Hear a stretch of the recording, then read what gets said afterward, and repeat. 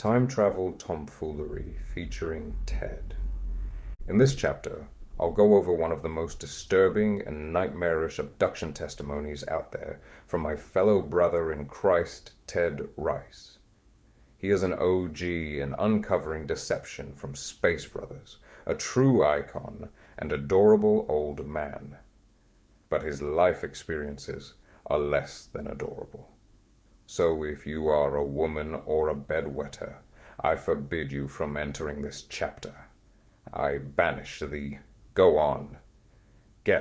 I'm retelling one specific event from Ted's childhood, and then I'll be getting into various implications of this lore if true, and then segueing into time travel as a whole, and how the concept is flawed and pushed on us following the same patterns as previously dissected. The following is one of the recovered memories of Ted Rice, found in Carla Turner's final book, Masquerade of Angels Before Her Death. I highly recommend this book for anyone who wants to know just how much lifelong involvement, deception, subtle and overt guidance these NHI. He also has many interviews with additional stories and details on his YouTube page under the same name as the book. I have watched all of them. I have zero doubt of the authenticity of this man's story. There are many key insights from his book that would further corroborate my overall views here, but I'm going to focus here on one of the more batshit stories. The book largely describes his whole life story and how his spirit guides seemed to over-involve themselves in his life path, along with his conscious supernatural encounters. They got him into his work as a psychic for hire, which involved relaying spiritual or interdimensional insights to clients about their life paths or connections to the unseen. In the Bible, practices of divination are open doors to the demonic, allowing more involvement from the other side, thinning your personal veil. The specific story I'm going to touch on here is near the end of the book, but is actually a cohesive story taken from many regressions with Carla, after surpassing the many screen memories he was implanted with. It's the first abduction experience Ted had at 8 years old. Waking in a room with two Greys, he sees out the window their ship approaching a giant P-shaped mothership with many spikes protruding from it, many small ships going in and out of the spikes. While inside, he said he couldn't even tell where the ceiling was because it was so high, and sees beams of light scattered that Greys were using as futuristic walkways, implying a majorly productive operation running through here. Ted is taken to a small room that reminds him of a doctor's office. A woman with bangs, implied Nordic type, enters and forcibly removes his clothes after he says he won't do it himself. He notices one of the walls is different than the others and lit up from behind. He can sense beings behind it examining and talking about him, and whatever data about him is being displayed on the screens in the room. After putting headphones on him, which emitted an increasingly painful sound or frequency, the woman approaches him, offering a glass of glowing green liquid, and asks him to drink it. He argues and says he wants to go home. The woman reiterates and says, "You must mind me as you do your mother." Void of emotion, telling him he can only go home if he drinks this. Fear and confusion get the best of him, and he finally caves, drinks it, and instantly becomes sick and nauseous, throwing up, which seems to alleviate the pain. He then notices he's a few feet from his body, looking down at his physical body, and wonders if he's dead. He sees something cloudy and formless rising from his body. which slowly coalesces into a beautiful image of himself, and saw that it was attached by a bottom tendril to drops of the green liquid on his face. He believes it's his soul, so what is he in his POV? Which then turns toward the red-headed woman, and felt he was showing her pure love and instant forgiveness, without understanding why. She then grabs a nearby black rectangular box, activates in near him, and slowly pulls the little spirit image into it. Ted then witnesses the woman use a device similar to a dentist drill to decapitate his physical head and storing it in a box. Ted's mind went completely blank. When he was next aware, he was looking down at rows of pulsating tubs filled with dark red liquid and fleshy tissue. The sides of tubs appeared to be made of cowhide. Best explanation for cow mutilation so far. Ted sees what looks like cow genitals on the end of these tubs. Would definitely explain the cow mutilation phenomenon. And one releases a goopy ball of placenta. Greys come by to wash it off and reveals a tiny baby. They place the baby in a sort of locker amidst a wall of many others. They activate the machine, and a few minutes later, a perfect copy of Ted comes out naked. They move clone Ted to a table and place the black box on his chest and administer long needle instruments in a few areas. His consciousness goes from an outside observer into the new body, awakening and remembering everything before his original body died. After crying out his desire to go home, they move him to another room where a more human-looking man was waiting for him. He was tall and skinny, with orangish-white skin. He had on a purple silk suit with a long cape, no eyebrows, and what looked like a painted-on unnatural, sharply defined widow's peak hairline. He aggressively jerked Ted up and made him very uncomfortable. But before anything else happened, another man entered the room who looked totally human, with blonde hair. The blonde man spoke to the suited man in a way he could not understand, but assumed they were arguing about him. The bad man storms out, and Blondie puts his arm around Ted with a gentle and apparently almost sensual energy that calmed him down. Blondie goes on to explain to him, like he's an adult, that he would instantly be able to absorb this information. He claimed that there were periodic changes in the evolutionary process of the original Ted, and occasionally, for different reasons, a switching out procedure would be necessary for him to fulfill his purpose here. They would be visiting occasionally to make sure everything was progressing as it should, for the man was studying the beginnings of a new approach to something Ted couldn't really understand.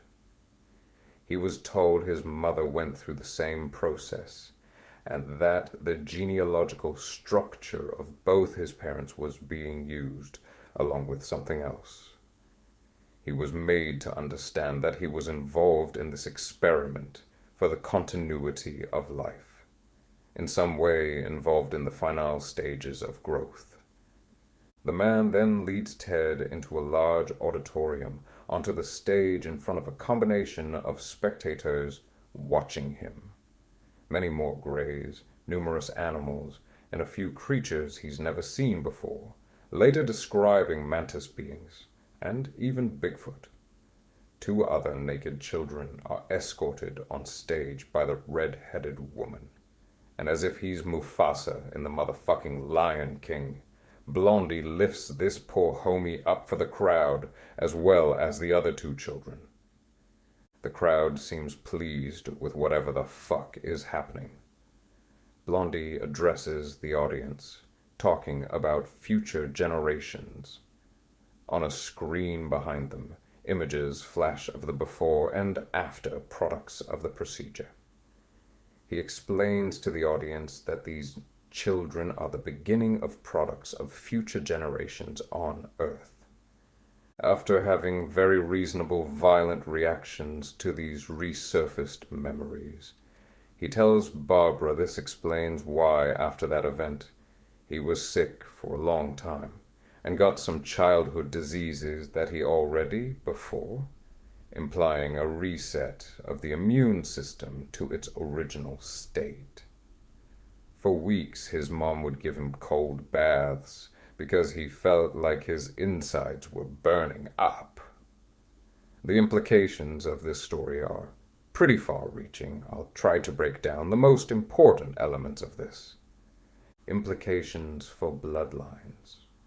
Assuming it's a legitimate memory, in what way does this cloning and consciousness transfer operation benefit the Dweeb agenda? It seems obvious that the DNA of the clone is altered in some way. My leading theory is along the lines of the typical gaming the loopholes of the universal laws, standard demon nonsense. After getting a semi-deep understanding of the first book of Enoch and the fallen angel seed war, and how the demonic are granted authority over children of their seed, the Nephilim, this seems like a modern mirror to this dynamic. Studying paranormal and demonic encounter lore shows that there are degrees of permission and involvement that fluctuate depending on how much permission is granted. So, if authority is given to your seed, the first generation Nephilim were the best possible proxies for the fallen angels' agenda, which could explain why they dominated so much in under 1700 years, and why God needed to wipe them out with the flood. As discussed earlier, according to Rob Sibka's scripture-aligned explanation as to how the post-flood Nephilim bloodlines returned, it seems to be an Occam's razor situation for once. Likely the recessive genes owned by Very the Last Minute obtained wives for Noah's 3 sons shared varying degrees of this DNA, as Noah's family was said to be the last genetically pure humans, possessed or influenced post-flood humans, triggered the expression of dormant giant DNA inherited through the wives. Using my classic not weird schizophrenic speculation powers, it makes sense that over centuries the demonic would work hard pairing up those with the highest concentrations, pushing occultist culture through them, giving their new, weaker, more genetically distant proxies knowledge and abilities to gain power and influence. This logic would definitely explain why so many satanic elite families were so widely involved in incest. Literally 30 out of 36 Rothschilds married their first, occasionally second, cousin in the 1800s. And it would also explain why the abduction phenomenon carries on throughout entire generations of families, let alone operate an entire hybrid breeding program using these specific families. Hold up, didn't Epstein have a breeding farm only focused on breeding one specific race? Vibes. Does this overall lower genetic prevalence in our post-flood era translate to their fallen angel daddies holding less and less authority, thus control over these later generations? I chose to assume so. They can, of course, farm additional consent through invitation and sin. When kept in tribes, it wouldn't be too hard to manage the cultural moral code. Why else would these royal bloodlines historically so frequently procreate in their direct family and manage the few outsiders you bring in, who may also be of the bloodlines, to maintain the most potent Nephilim DNA as possible, which also allows for increased psychic ability via genetic access or higher compatibility with demonic attachment power source, not sure, intelligence, etc. They have to follow by Yahweh's laws and go through metaphysical gymnastics to work around them. If this is overkill, insane assumption making, then I have no possible clue what any possible alternative explanation could be. Many have reported stopping astral abductions or preventing physical abductions through calling the name of Jesus. Yet many long-time abductees who are genuinely dedicated Christians have no success with this method, meaning something else is allowing this. That's my best guess. Implications on technology. How could they move his soul around? For starters, we know they can pull astral bodies out of people sleeping for abductions, seems to be up to half, and place those into bodies on site. So this technically isn't a huge leap, I imagine. It's unclear if they are allowed to do this to just anybody, but my research has led me to the idea that some degree of permission being necessary, yet having some portion of Nephilim DNA overrides consent given or renounced. Technically, they waited for Ted to agree to drink the death goop, falling in line with the permission laws. If this wasn't the case, why did they keep trying to convince him to decide himself? With many other lower stakes situations, they forcibly manhandle you. They could easily physically overpower an 8-year-old and inject him instead. But they went this route. I think it's very revealing of their limitations. Now, obviously, soul trapping and transplanting said soul is maximum doom scenario and potent nightmare fuel. Sorry. Warned you, though. But let's break down what this technology actually demonstrates. The ability to separate consciousness from body, store it in a physical device, the black box, then reintegrate it into cloned flesh. The woman using the dentist drill to decapitate Ted's original body while his soul was trapped in the box suggests they can't transfer consciousness while it's still anchored to living tissue. They had to sever the connection completely before moving it to the clone. The fact that the clone emerged from a gestation tube in minutes rather than months proves they've mastered accelerated biological development, potentially explaining why so many abductees report being shown hybrid children who age impossibly fast between visits. Yet, if the time dilation theory is correct, and it explains all perceived cases of time travel, then these beings are housing themselves in a dimension where time moves slower, and have been there for thousands of years. Then it would help explain why they are so ridiculously advanced.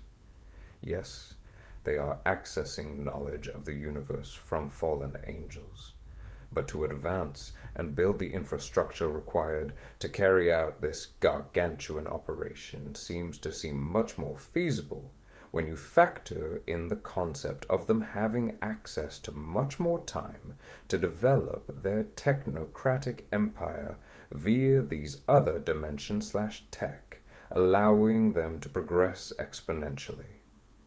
Combined with technologically accelerated biodevelopment, these are useful tools to fuel time travel lore. The cowhide tubes and cow genitalia attachments directly explain the cattle mutilation phenomenon. They're not just harvesting genetic material. They're using actual animal biological components as infrastructure for their cloning systems, which is why mutilated cattle are found with reproductive organs, eyes, tongues, and blood completely removed with surgical precision. The green glowing liquid that induced Ted's out-of-body state while simultaneously serving as the anchor point suggests a technology or alchemical substance that interfaces directly with the spiritual component of human beings.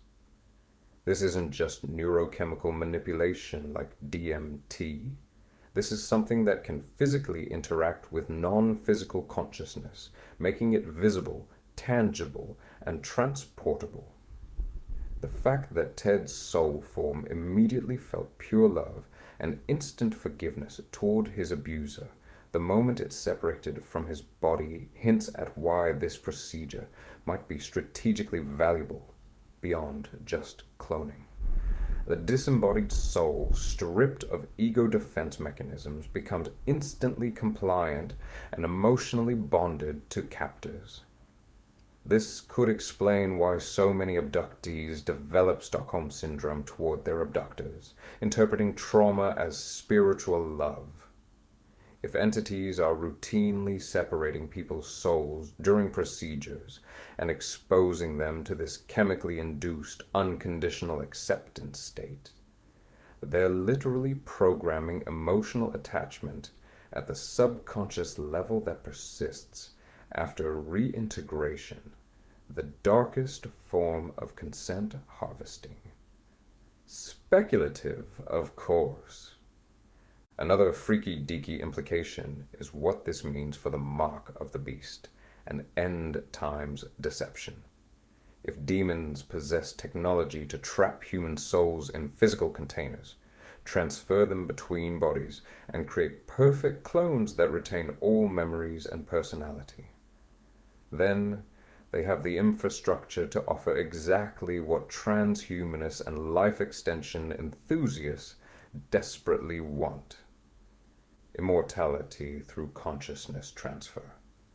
I can hear the ads running already. Is your weak biological body is failing? No problem. We'll extract your consciousness, store it safely, then download you into a younger clone or even a synthetic body that doesn't age. Or, Tired of Ozempic filling you with 2 pounds of thyroid tumors for every pound of fat you lose? Is losing fat really worth drifting into blindness and constant diarrhea? Well, do I have the expensive solution for you? this sounds like science fiction, but this is the era we're in, if true, leaning very yes. Ted's experience proves the technology exists and has been operational since at least the 1950s when his abduction occurred. The mark of the beast may not be just a simple tattoo or microchip.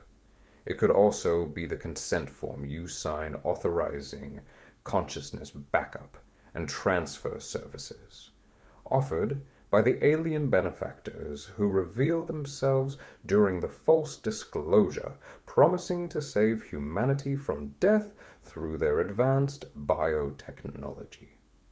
And once your soul is in their black box, you're not getting it back without their permission. You've literally handed them your sweet eternal essence and trusted them to put it somewhere, with zero guarantee they'll honor the agreement or that the you that wakes up in the new body is actually you, and not a demonic entity wearing your memories in a Buffalo Bill skin suit kinda way. Time travel implications. Cases expanding around 1950s-ish. So, it is not entirely clear what year this occurred, but I'm certain it is between 1949 and 1952, leaning 1951, when Ted was 8 years old. If this whole story, if true, then Ted and these kids were some of the, if not the first successful identical clones created by these fallen angels. I feel it's important to know that these operations seem to have truly began sometime in the 1950s, at least at this sophisticated level. There is reason to believe they have been doing these experiments much longer, just to a less advanced degree. The Antonio Villas Boas case, 1957, is the earliest well-documented testimony explicitly involving a reproductive encounter, with sexual intercourse and an implied hybrid offspring. The Betty and Barney Hill case, 1961, is the earliest U.S. case with semen and egg extraction, later interpreted as part of a hybrid program. Earlier claims, 1954, exist but lack reproductive specifics or documentation. It's highly unlikely they were the first of their kind, just the more well-documented, leaving me to assume this could have started some years earlier. Which lines up closely with Ted's timing of being cloned, possibly being the first perfected version, assuming his captors really said that. Though this isn't the same thing as the hybrid breeding program, it technically could be considered a sister project, beginning around the same time. Help! My son was replaced by a changeling. There are technically many overlaps with the hybrid breeding program lore and the fairy and changelings lore of antiquity, which is broken down best by Jacques Vallée in Passport to Magonia. The earliest accounts of this are as far back as the 12th century, yet more rampant in European culture in the 15th century. Changelings were described as noticeably different from the original child, as opposed to perfected clones. Common traits included unnatural appearance. Changelings were often depicted as sickly, deformed, or unusually aged-looking, wrinkled or wizened like an old person. In Irish folklore, they might have an oversized head, hollow eyes, or a gaunt frame. Failure to thrive. Many stories describe changelings as weak, refusing to eat, or growing at an abnormal rate, either too fast or not at all, which made them stand out from healthy human children. Distinct features. Some accounts mention non-human traits, like excessive hairiness, pointed ears, or an eerie demeanor, especially in Scandinavian tales of troll or elf changelings. These physical differences made changelings relatively easy to identify in folklore, as the swap was often meant to explain why a child didn't fit with expectations. Then you have other testimonies which offer an alternative perspective on what's behind the changelings and clones. There is another insightful case from Dr. Carla Turner's research involving a woman who was abducted. During the abduction, the entities tried to make her do something she didn't want to do, but she pushed back and refused to comply. They got angry and threatened her, saying, If you refuse, we'll kill you. To prove their point, they pointed across the room to another version of her, an exact copy of her body lying on a table. They warned that they'd just replace her with this duplicate, and no one in her life would ever notice the difference because the copy would be controlled by them, acting just like her. How come the entities wouldn't just kill her anyway and swap her out right then? Demonology is clear that these beings seem to follow certain rules or protocols, but not the ones we might expect. The entities create archetypes to trick us into thinking they play by human rules, but really, they operate under their own hidden guidelines. If this were commonly understood, exposing their identity and origin would be much less debated, and how to deal with them would be. We don't know exactly why they hold back sometimes, but there are boundaries built into their program that they won't cross without reason. Ted Rice clearly was never replaced by a demon, as he is a proud Christian, faithful servant friend of Christ, and makes attempts to expose everything he's learned regarding their operations and deceptions. I technically don't see why both can't be happening. A transfer of the original consciousness to a new body, as well as a demonic spirit replacement. Are they legally allowed to do this at all? Perhaps if enough consent is supplied, obtained through manipulation or not. Or is it the original abductee returning in this new body, genetically altered with their own DNA, to further their legalistic hold of possession over them, if not at least a rotatable alter personality. I can't imagine the point in transferring their consciousness into a new body, unless it was altered in some way which benefited them. A mixture of Nephilim DNA would, which also would enhance his range of psychic ability. They did spend many years elaborately guiding him into New Age psychic work. Could just be a coincidence, though. If our space brothers were truly capable of time travel to any distant point, why wouldn't these fallen angel meat-suit alien societies go back to the 12th century changeling era, or earlier, and give their ancestors the superior tech, thus mastering the process sooner, eliminating any chance of failure? I'm not sure if angelic forces would act as some motherfucking time guardians to certain problems like this, but I wouldn't doubt it. True unregulated time travel would be an instant cheat code win for these DNHI. So either they can't truly do it, or it must be counterbalanced by positive forces, or even possibly in line with permission laws, setting metaphysical guardrails not requiring conscious oversight. God's omnipresence comes into play here. If it was all unregulated, couldn't they take an army to the not-so-distant millennial kingdom era and change prophecy? How come every prophecy in the Bible has come true so far, and many end times ones are being set up to play out soon, at this very moment? The end of the story is written. Do they think they can actually override this? Time dilation. The reason I find changeling lore important is the implications regarding time travel. The more I study the lore, the more I'm not convinced these NHI are capable of it at all. Yet they desperately want us to believe that they can, as they tell many abductees that they are us from the future. Many UFO researchers may argue about the vast cases of missing time among abduction or paranormal encounters, and I don't doubt it at all. I just think the ability to manipulate time via speeding up or slowing down could explain those cases, which is a much different superpower to have.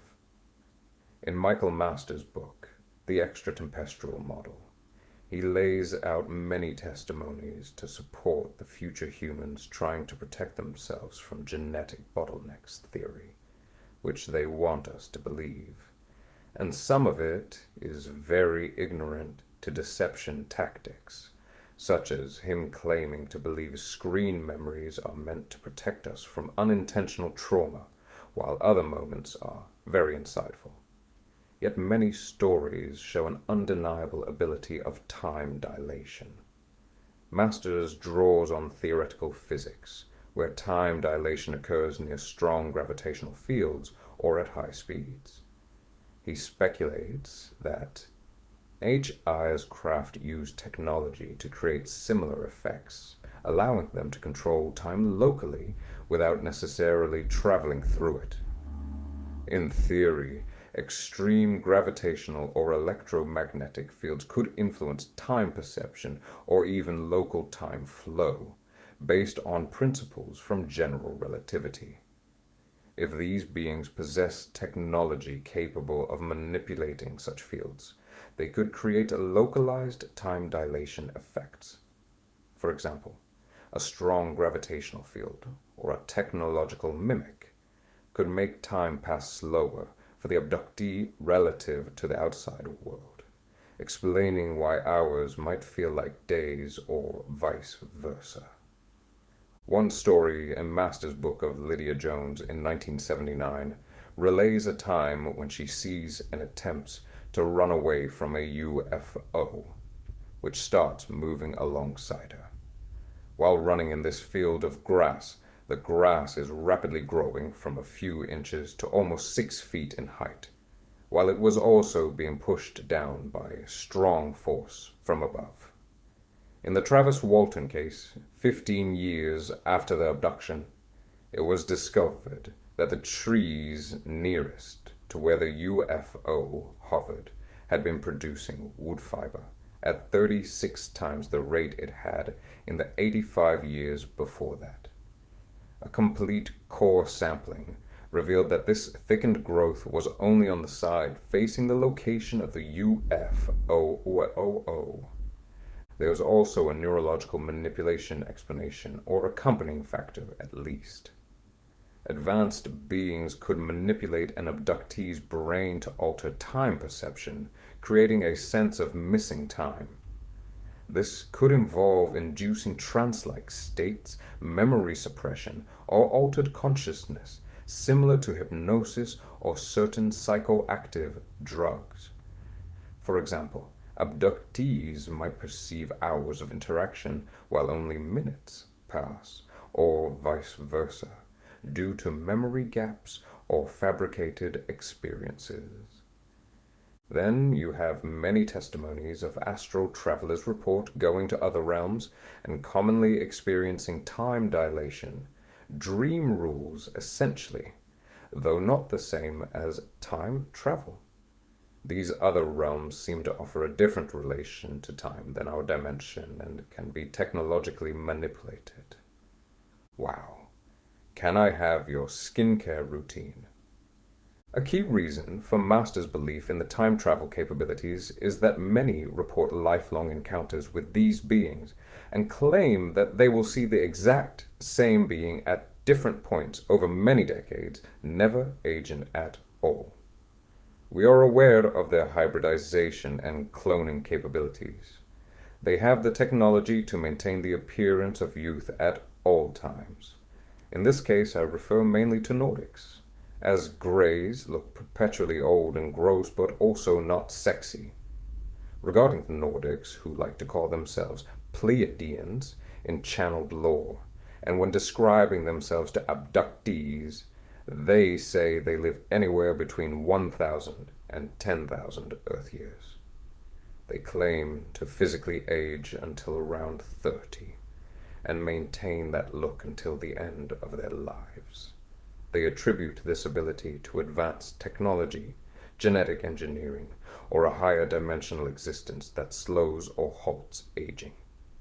Some texts, like Barbara Marciniak's Bringers of the Dawn, suggest they can maintain physical bodies for centuries or transition to new ones via consciousness transfer.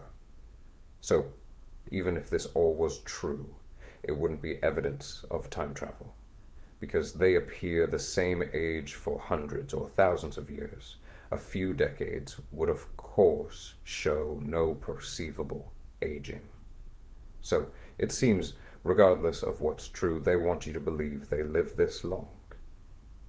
And with all the other elaborate Nathan Fielder level deceptions going on, it would not shock me to find out that these repeated encounters are set up with people who they want to tell their story, to craft the lore that benefits concealing their true nature.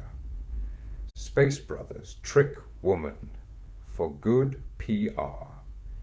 Amy Rylance's abduction testimony, discussed in Michael P. Masters' The Extratempestrial Model, is a consciously remembered abduction experience.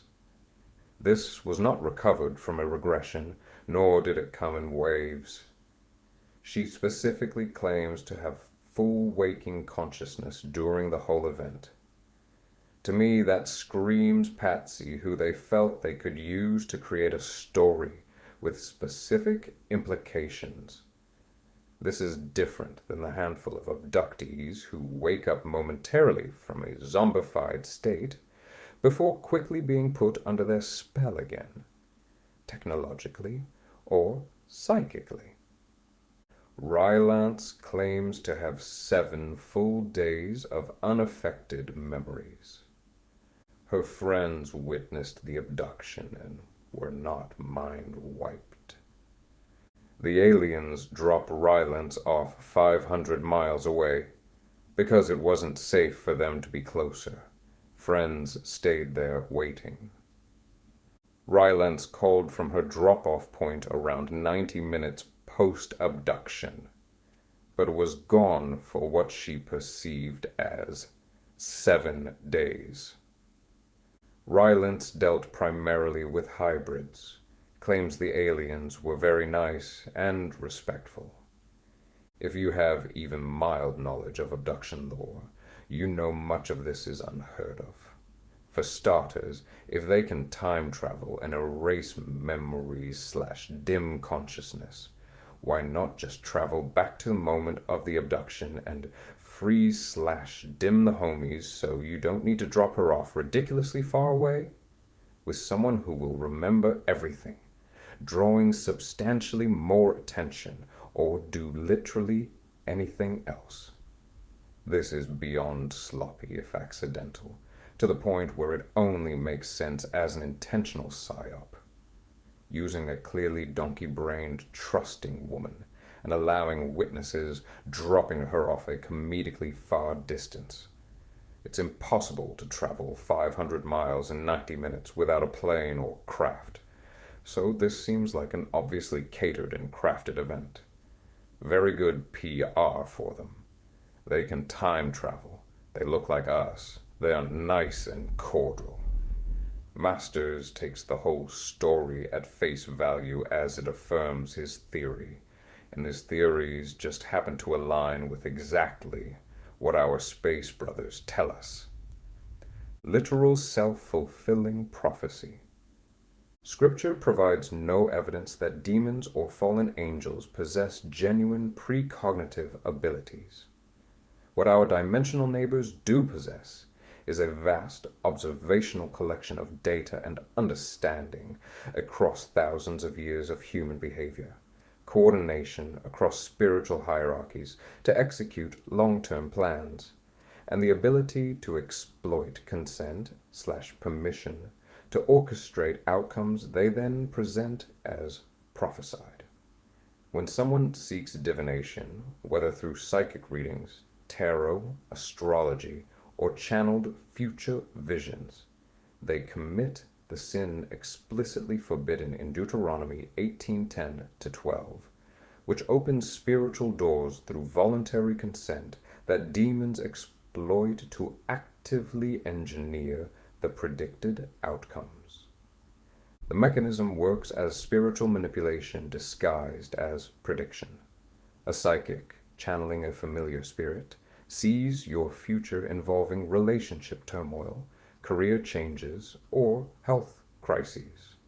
You accept this information, creating subconscious expectation and permission. Demons assigned to you now have consent-based access to influence your emotions toward conflict, orchestrate coincidental job disruptions, or exacerbate physical vulnerabilities, all to fulfill the prediction and validate the divination system. What appears as precognition is actually coordinated demonic interference using your belief as the permission structure. The prediction becomes self-fulfilling not through fate but through spiritual manipulation, enabled by your participation in forbidden practices. This absolutely parallels the false healing patterns documented throughout spirit realm shenanigans. SRT, Reiki, and Duval's deliverance all provide temporary relief from symptoms demons themselves cause, creating the illusion of healing while maintaining bondage. Just the same, divination provides accurate predictions of futures demons themselves orchestrate, creating the illusion of precognition while maintaining control. In both cases, demons solve problems they created to validate systems that keep victims dependent on forbidden spiritual practices.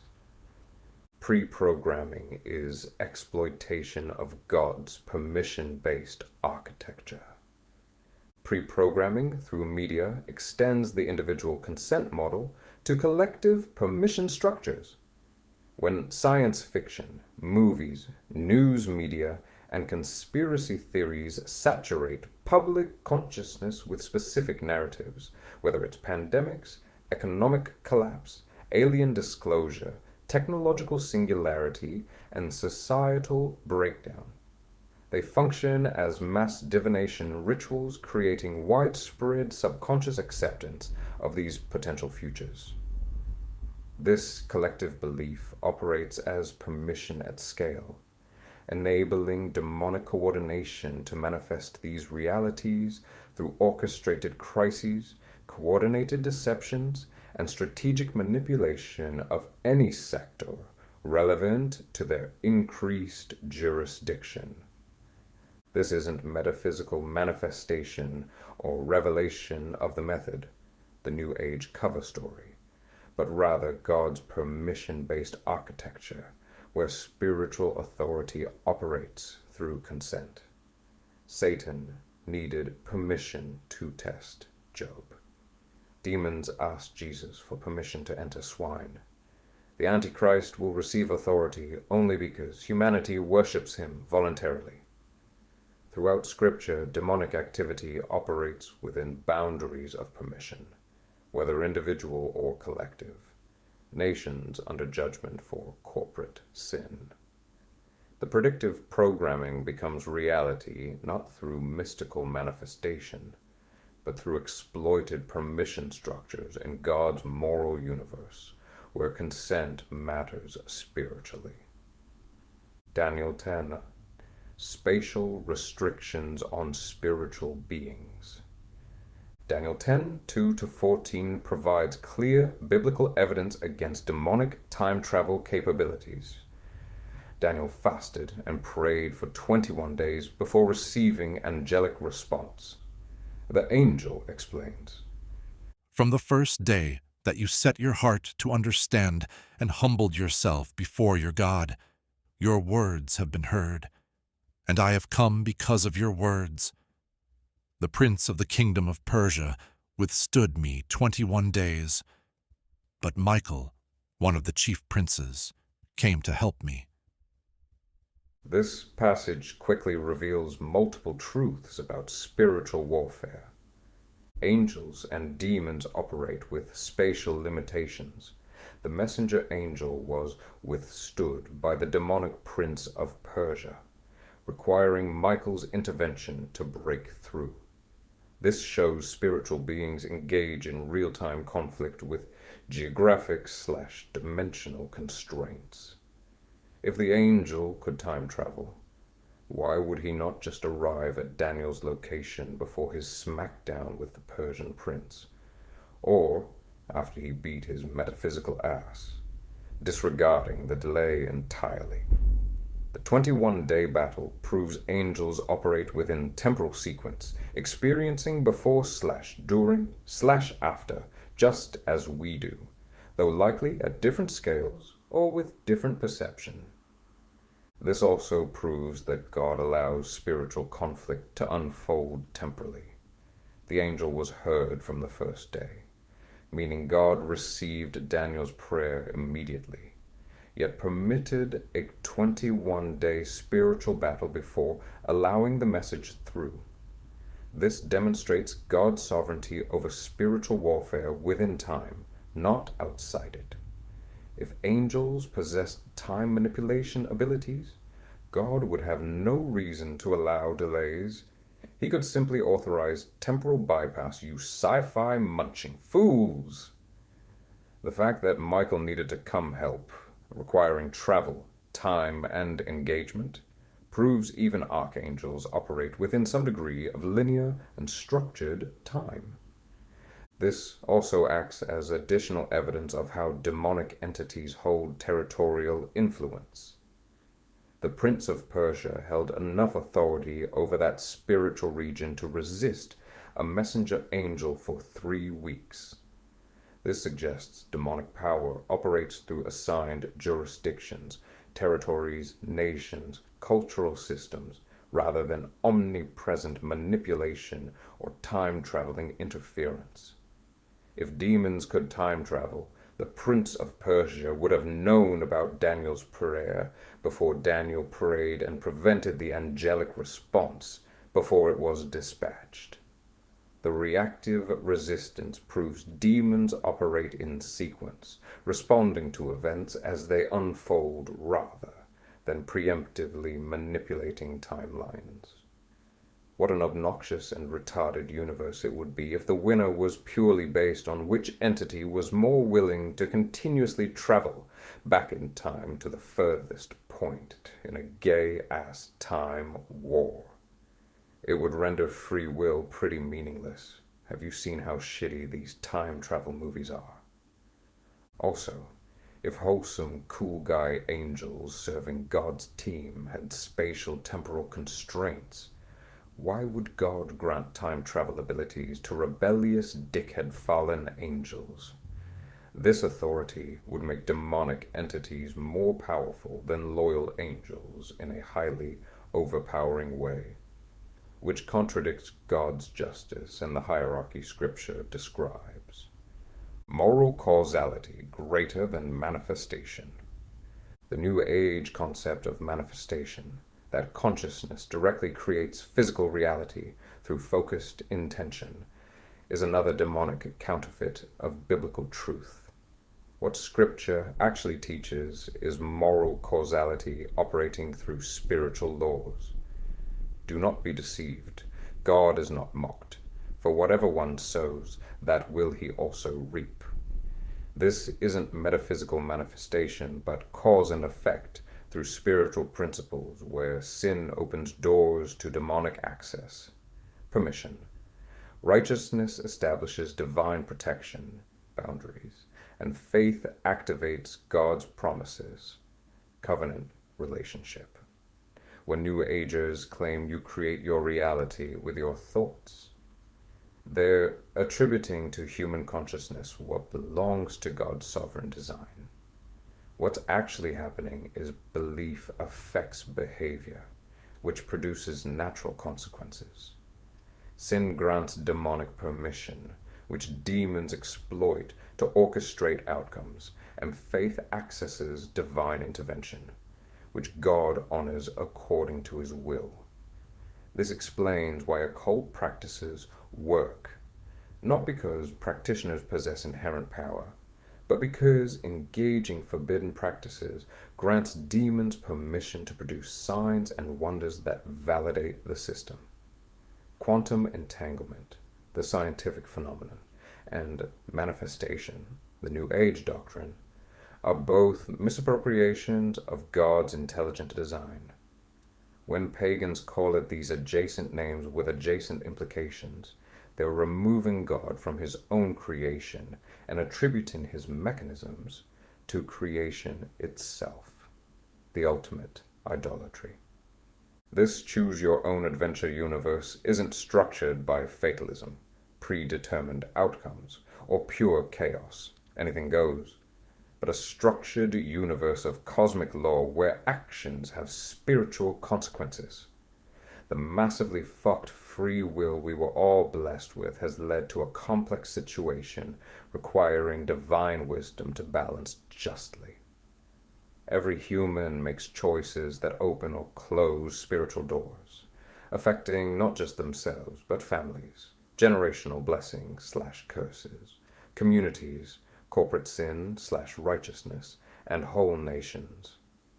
God maintains perfect justice within this extreme chaos by honoring individual moral responsibility and collective consequences, so that while we experience real freedom, we also need real accountability.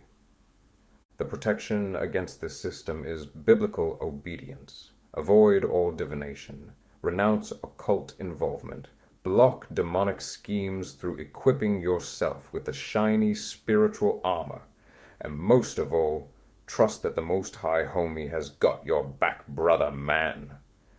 Demons may engineer outcomes within permission boundaries, but they cannot override God's ultimate purposes.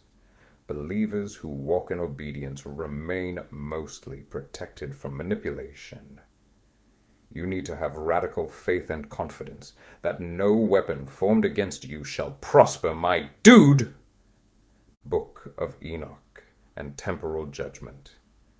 In 1 Enoch, chapter 10, God commands the archangels to bind the leaders of the fallen angels in darkness in remote places like the desert of Dudael or valleys of the earth. They are confined for 70 generations until the day of their judgment and of their consummation, after which they are cast into an abyss of fire and confined forever. This is echoed in the Bible in Jude 1:6. And the angels who did not stay within their own domain but abandoned their proper dwelling, these he has kept in eternal chains under darkness, bound for judgment on that great day. And 2 Peter 2:4, for if God did not spare angels when they sinned, but cast them into hell, committing them to chains of gloomy darkness to be held for judgment.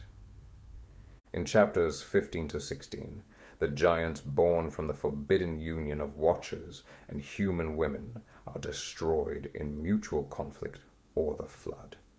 Their disembodied spirits become evil spirits that roam the earth, afflicting, oppressing, and causing destruction among humans. These spirits are earthbound and continue their activities until the day of the consummation, the great judgment in which the age shall be consummated. At that point, they face final judgment alongside the watchers and the godless, implying their banishment, destruction, or confinement ends their influence. The law views them as ultimately doomed to annihilation or eternal torment post-judgment. So yeah, they don't have much to lose, meaning they gotta get creative if they want a shot at temporary, partial vengeance, bringing as many souls of God's creation as they can down with them. This structure assumes a progressive, linear timeline, a pre-flood era of rebellion, a current age of demonic activity, and a future great day of judgment where evil entities are permanently dealt with. Their banishment dynamics are not just spatial, bound in darkness, or earthbound, but temporal. They cannot operate or exist in their current form beyond Judgment Day. Similarly, demons would not be able to operate before their death as a giant, before their soul was locked into this overlaid realm. On the other team, many metaphysical, spiritual, or esoteric traditions, New Age, Theosophy, occultism, view time as non-linear or illusory outside the material realm, because that's what their buddies and totally legit visions have taught them. In spiritual dimensions, everything exists in an eternal now or multi-dimensional framework where past, present, and future coexist simultaneously. Spirits are believed to navigate timelines freely, unchained by linear progression. This allows them to visit any era, event, or potential reality, as if browsing a vast library. Specifically, the Akashic Records is described as an ethereal archive or holographic universe containing records of all events, thoughts, and actions across all times. Accessing them is like remote viewing or astral projection into any point in history or the future, with no barriers. A practice involving out-of-body or clairvoyant perception to observe distant locations, past events, or future probabilities. They frame it as conscious time travel, where the viewer transcends linear time to gather information from any temporal coordinate. Assuming the Enochian and biblical lore is true, it directly clashes with these metaphysical ideas on several fundamental levels. Christianity enforces a strict eschatological timeline with a definitive endpoint, the great day of judgment after which demons and fallen angels are confined, tormented, or eradicated. Metaphysical views reject this, seeing all times, including pre- or post-judgment scenarios, as accessible points in a timeless universe, at least for discarnates. If time is a material illusion, why couldn't a demon travel to a post-judgment period right now? In the lore, demons are clearly limited. They roam and afflict only until judgment, after which their activities end. Fallen angels are bound in chains of darkness until that day, unable to escape their fate. This imposes temporal and spatial borders on spiritual beings, as if they are tethered to the material world's timeline. Either time isn't truly a material illusion, biblical view, or divine bans are illusions themselves, metaphysical view. But they can't coexist. 'Cause I said so. Actually, hell nah. Scratch all that. The real reason I know time travel is bullshit is 'cause God would never allow another being to become their own father. It's the ultimate sign of power over the universe. Add time travel to our accessible reality, and boom, the plot of predestination suddenly seems mundane and basic. It's kind of God's signature move. Case closed.